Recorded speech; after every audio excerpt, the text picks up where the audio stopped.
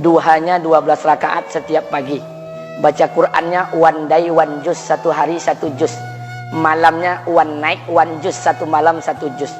Satu keluarga di antara kita nih puasanya luar biasa Senin Kamis. Satu keluarga berpuasa Senin Kamis. Tak cukup puasa Senin Kamis, dia puasa Nabi Daud. Sehari puasa, sehari tidak, sehari puasa, sehari tidak. Tak cukup dia puasa Nabi Daud, dia puasa-puasa sunnah lainnya. Istrinya nutup aurat dengan sempurna, pakai nikob, pakai cadar, pakai purda, pakai manset, pakai kos kaki. Suaminya 5 waktu ke masjid tak tertinggal takbiratul ula. Anak-anaknya di pondok pesantren hafiz dan hafizah. Tiap pagi berinfak, tak pernah menggunjing orang. Quran terjaga, aurat terjaga, tahajud terjaga, 5 waktu terjaga, duha terjaga, Quran terjaga, puasa terjaga. Sempurna satu keluarga nih, amalnya. Tapi sudah 8 tahun dia tak tengok ayah ibunya. Sudah bertahun-tahun dia tak nyapa kedua orang tuanya. Sudah bertahun-tahun dia tak berhubungan baik dengan ayah ibunya. Sudah berminggu-minggu dia berkelahi dengan ayah ibunya. Sudah berhari-hari dia bermusuhan dengan kedua orang tuanya. Maka anak seperti ini, seluruh amal yang mereka kerjakan tertolak di sisi Allah Subhanahu wa taala, tidak akan diterima Allah. Sebaliknya, kalau ada di antara kita hari ini yang pandai melayani ayah ibunya, tidak ada uang ayah ibu dia kasih uang, tak ada rumah ayah ibu dia buatkan rumah, sakit ayah ibu dia bawa ke rumah sakit, dirawat ayah ibunya dia jaga, kotoran ayah ibunya dia bersihkan pakai tangannya sendiri. Ada di antara kita hari ini yang membersihkan kotoran ayah ibunya lebih dia nikmati daripada makanan yang ia sukai. Begitu luar biasanya dia melayani ayah ibunya. Tapi dia tinggalkan sholat, dia injak-injak perintah Allah, dia tinggalkan perintah Allah dengan mutlak. Maka kebaikan satu orang anak ini kepada ayah ibunya seluruhnya tidak diterima Allah Subhanahu wa taala. Atau jangan-jangan inilah yang menjadi penyebab amal kita tak diterima Allah.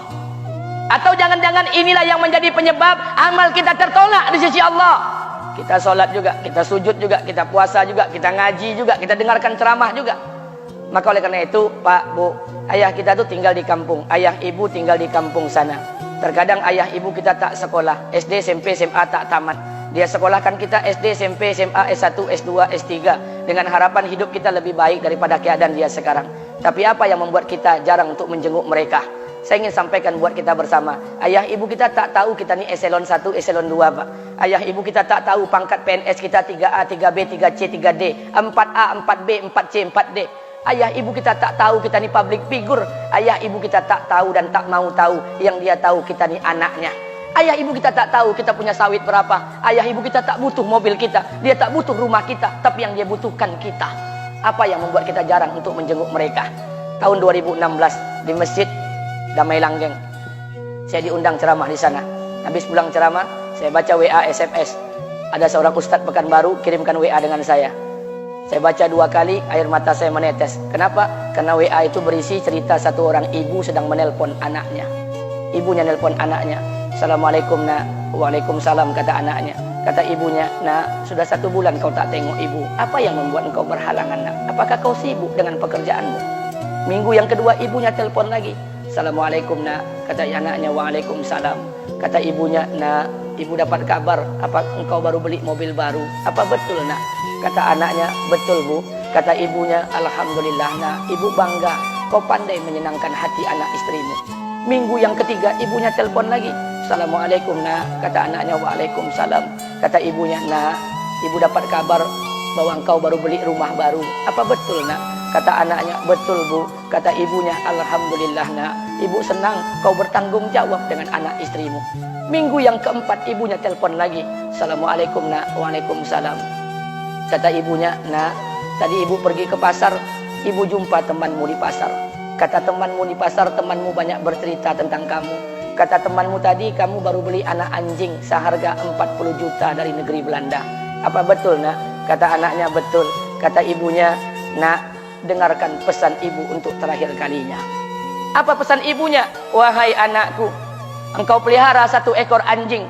Kau siapkan harga anjing 40 juta. Kau siapkan rumah untuk anjingmu depan rumahmu. Kau jaga anjingmu pagi, siang, dan sore. Kau mandikan anjingmu pagi, siang, dan sore. Kau kasih makan anjingmu pagi, siang, dan sore. Demi Allah nak, dengarkan pesan ibu untuk terakhir kalinya.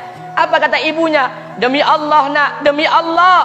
Kalau seandainya Allah menciptakan ibu Kalau seandainya Allah menciptakan ibu untuk yang kedua kali di muka bumi ini nak, demi Allah, ibu tak ingin terlahir sebagai manusia. Ibu ingin lahir sebagai seekor anjing, biar berada depan rumahmu dan melihat wajahmu setiap hari. Ibu kita tak butuh harta kita, Pak. Dia tak butuh uang kita, dia butuh kita. Apa yang membuat kita jarang untuk menjenguk mereka? Pantas hidup kita tidak berkah. Pantas rumah tangga kita tidak sakinah. Karena hubungan dengan ayah ibu kita rusak selama ini. Masih ada kesempatan, masih. Yang jauh telepon, yang dekat kunjungi mereka. Demi Allah, kita butuh keberkahan doa mereka. Yang sudah meninggal, ziarahi kuburnya dan doakan mereka.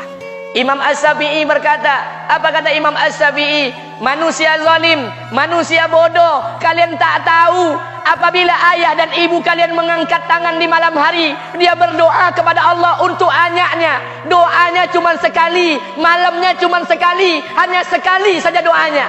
Apa kata Imam Syafi'i? Sekali doa ayah dan ibu kalian sudah cukup bagi Allah untuk menjadikan kalian anaknya berkah dunia akhirat. Hari ini berapa banyak doa ayah dan ibu kita, tapi tidak ada keberkahan buat anak mereka. Kenapa? Hati mereka tersakiti. Maka pulang, Pak, cari mak bapak kita. Kita punya rumah hari ini, Bu, kita punya rumah, punya harta, punya uang, punya pekerjaan, punya kekayaan, punya sawit. Kita jadi orang hari ini jadi pegawai bukan kena sarjana kita, Pak. Kita jadi orang hari ini bukan kena otak kita. Kita jadi orang hari ini bukan kena kepintaran kita. Kita jadi orang hari ini jangan-jangan kena keberkahan doa ayah dan ibu kita yang tak pandai tulis baca di kampung sana.